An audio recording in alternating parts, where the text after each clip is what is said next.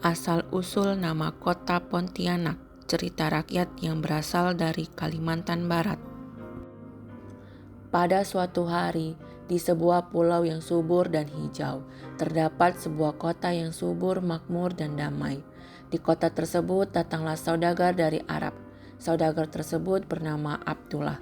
Ia datang ke kota tersebut untuk singgah dan melakukan kegiatan perdagangan rempah-rempah di kota tersebut. Pada saat pertama kali ia singgah di kota itu, ia melihat banyak sekali pohon-pohon besar dan subur di kota tersebut. Pohon-pohon itu memiliki daun yang rimbun dan lebat. Di kota tersebut, pohon-pohon besar dan rimbun itu disebut dengan kata Ponti. Sesampainya ia di kota yang masih sepi dan hanya terdapat pepohonan besar itu, ia jadi memiliki rasa takut akan ada orang yang berniat jahat padanya. Karena tujuan ia ke kota tersebut ialah hanya untuk singgah dan melakukan kegiatan perdagangan rempah-rempah. Pada saat ia melihat pepohonan yang besar dan rimbun itu, terlintas di pikirannya bahwa pohon-pohon besar dan rimbun itu dihuni oleh makhluk halus yang sering disebut dengan kuntilanak.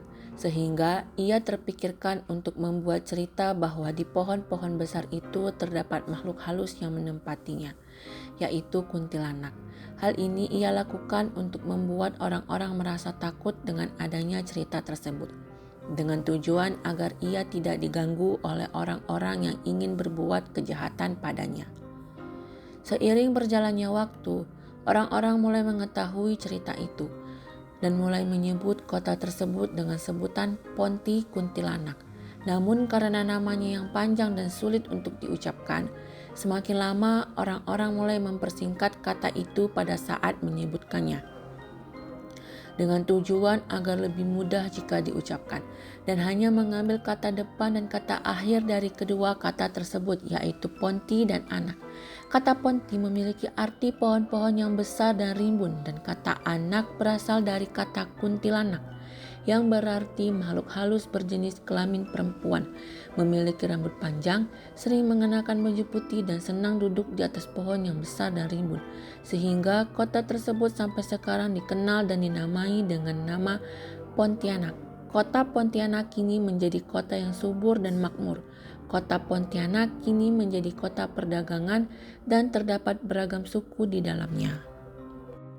Dengan adanya cerita tersebut berhasil membuat kota Pontianak menjadi kota yang aman dan makmur. Dari cerita yang berasal dari pohon-pohon besar atau Ponti dan makhluk halus kuntilanak, lahirlah kota Pontianak yang kini dikenal luas sebagai kota yang subur dan makmur. Berdasarkan cerita tersebut, pesan moral yang dapat kita ambil adalah jangan pernah ingin berbuat kejahatan kepada siapapun, dan selalu menghargai serta menjunjung tinggi adat istiadat setiap daerah dimanapun kita berada.